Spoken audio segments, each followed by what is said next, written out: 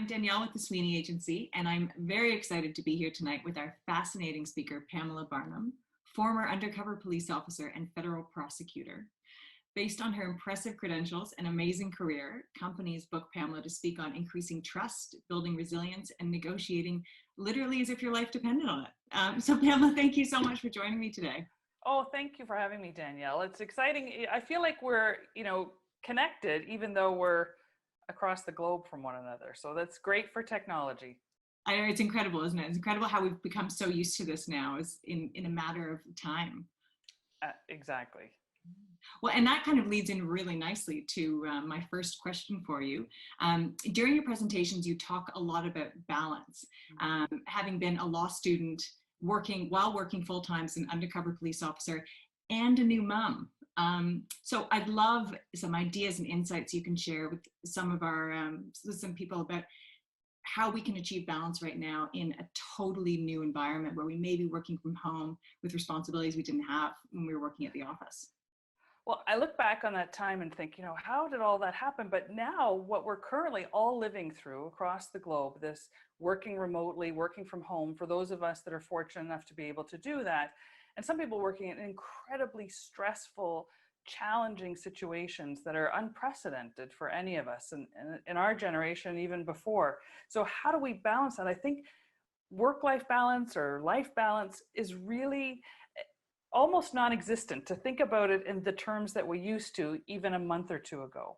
It's sort of like balancing, I think, on one leg now, where all of that pressure and everything is happening, and we're, just making those small, minuscule adjustments to try to even just stay upright. And so many of us are seeing the, hashtag quarantine productive, hashtag, and learn how to be a 5-star chef, write your next bestseller, all of these things coming at us. We're thinking, man, I'm just trying to get up, get dressed, have a normal day, make sure that my children are cared for and that I'm not imposing a ton of stress on them, even though it's impossible in these situations. So that balance, I think, has really shifted where we're at right now.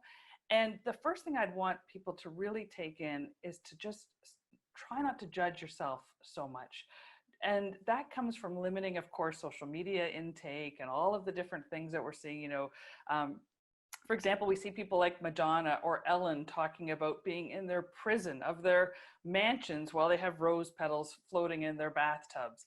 And really getting to that disconnect of how the majority of people live. And Danielle, you and I are in the top 1% of the world as well, to be able to have, the technology that we have that allows us to be able to do this, our homes, all of the things, a supportive family, which clearly has allowed us to have this small piece of quiet in our day to record this call. That puts us, way up here compared to so many people just wondering, am I going to be able to pay my bills next week? Am I going to be able to do all of these things? So being able to balance, I think right now, is just really giving ourselves some grace and acknowledging that things are not going to be perfect and that we are changing. And the only thing that we even have a little bit of control over is how we process that.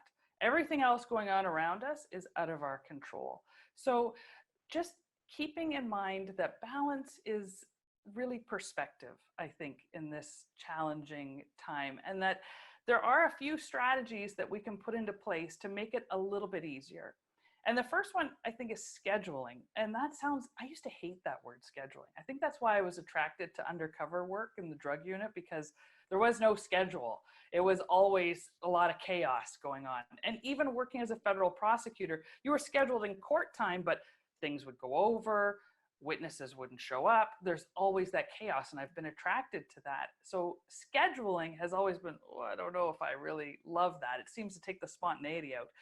But as we live through this chaos, having some schedules, for me anyway, and some friends and some people and colleagues that I've spoken with, has made a huge difference. And that's scheduling when you turn things off. So we are working from home, but that doesn't mean we work 24 hours a day and that we're always at work. I think psychologically, when we feel we're always at work, that there cannot be balance at all. Even that one-legged balance is completely off kilter and we can't stay upright. So turning it off, having that schedule that says, okay, at this time, whatever that time is for you, that's when I'm going to turn it off. Now, of course, we're in different time zones, and being flexible during these challenging times is part of it. But for the most part, if we could turn it off, that's amazing. Keeping those sleep schedules. Stress. You know, I'm not an expert on sleep, that's for sure. There are many experts, and the Sweeney Agency, I'm certain, has some fantastic experts that can talk about sleep and making sure that we have wellness and rest, and all of those things are critically important, but just trying to ensure that we're keeping some semblance of a schedule that puts us to bed relatively at the same time, we're getting up at approximately the same time. That makes a big difference. And exercise. I really feel for people that are in huge complexes where even going out into the hall is a bit tricky right now, and being in common spaces is a bit difficult. And there are tons of at-home exercise and all of these different things that you can put into play, but just getting moving, standing up, doing some stretches. And again, I know that Danielle, you have some incredible experts that can go through all of having, you know, that great posture and looking after your body. Exactly. Exactly. And intake water and all of those things, and scheduling meal times and prioritizing self-care is so huge, especially again during this time that we're living through, and we're all adjusting. And I don't know what the new normal is going to be, but I hope one of the things that happens is that we give, first of all, ourselves more grace and patience as we work through trying to figure all of this out.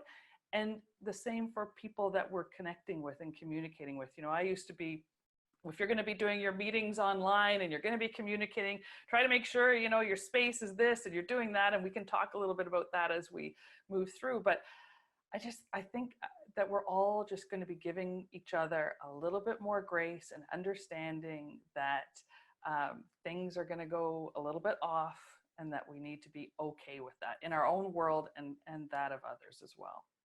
I mean, I think you just hit the nail on the head. And I really, really like what you said about that opportunity to turn off, because that is a tendency when we are at home and office is maybe the kitchen table. It's really difficult to take that time to step away. So that, if it's one thing you can do, getting that little bit of balance is really, really effective.